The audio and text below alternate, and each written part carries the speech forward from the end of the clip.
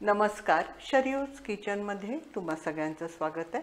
शर्यूज किचनमध्ये आज आपण एक मस्त भात बघणार आहे, तो म्हणजे मटार भात, मसाल्याचा मटार भात बघणार आहोत। तर चला आता आपण कृती करायला घेऊया।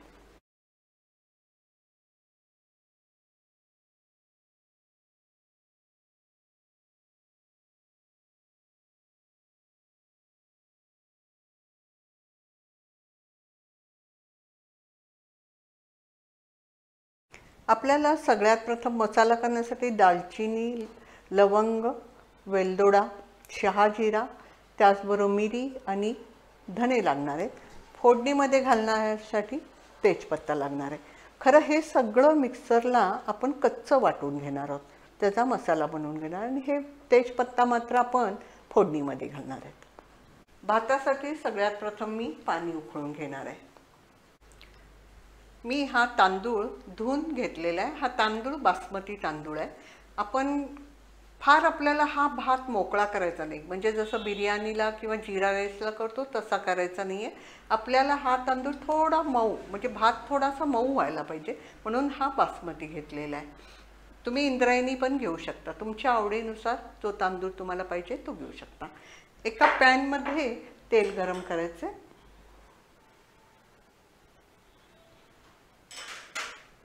आपलं तेल गरम झालेलं आहे, त्यामध्ये कांदा घालायचा। त्याचबरोबर 2 तेजपत्त्याची पानं टाकायची।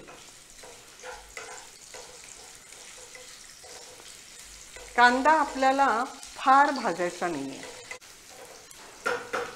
आता थोडा आपला कांदा ट्रान्सपरंट झालेला आहे, त्यामध्ये मिरची आणि कढीपत्ता घालायचा। मिरची कढीपत्ता परतून घ्यायचा आहे।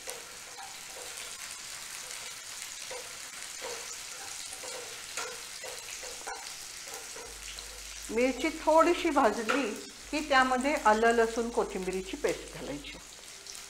सगळ्याचं प्रमाण मी तुम्हाला डिस्क्रिप्शन बॉक्समध्ये देते।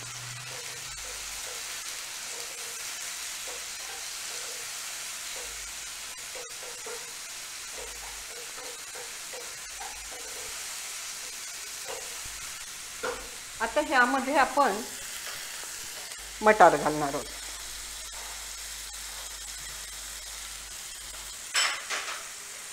मटार छान परतून घ्यायचे। आता मटार परतले की त्यामध्ये आपण बीट घालणार आहोत।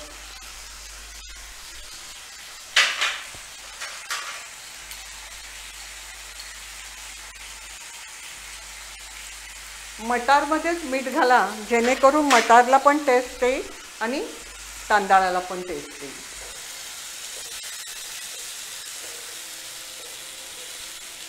आता ह्यामध्ये आपण एक अर्धा लिंबू पिळणार आहोत।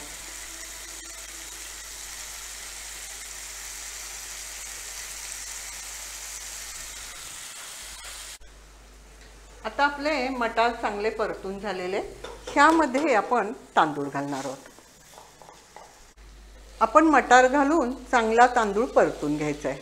मटारमध्ये चांगला हा तांदूळ परतला गेला की त्यामध्ये जे आपण मसाला करून ठेवलेला आहे तो मसाला घालायचा। मी तुम्हाला ह्याचं प्रमाण सांगते किती घालायचा। त्याचबरोबर टोमॅटो घालायचा आणि चांगलं परतून घ्यायचं।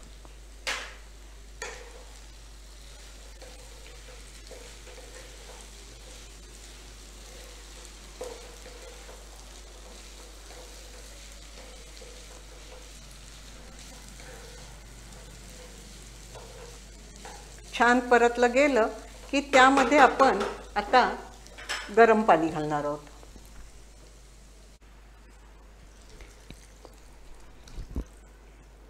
तुमच्याकडे जो तांदूळ तुम्ही वापरला आहे त्याच्या अंदाजाने गरम पाणी घाला, म्हणजे काही तांदळांना थोडं जास्त पाणी लागतं, काही तांदळांना थोडं कमी पाणी लागतं, त्यानुसार तुम्ही पाणी घाला आणि झाकण टाकून गॅस बारीक करून मुरत ठेवा। आता आपला भात हा 80% शिजलेला आहे। त्यामध्ये आता आपण 1 टेबलस्पून तूप घालायचं आणि छान एकसारखा हलवून घ्यायचं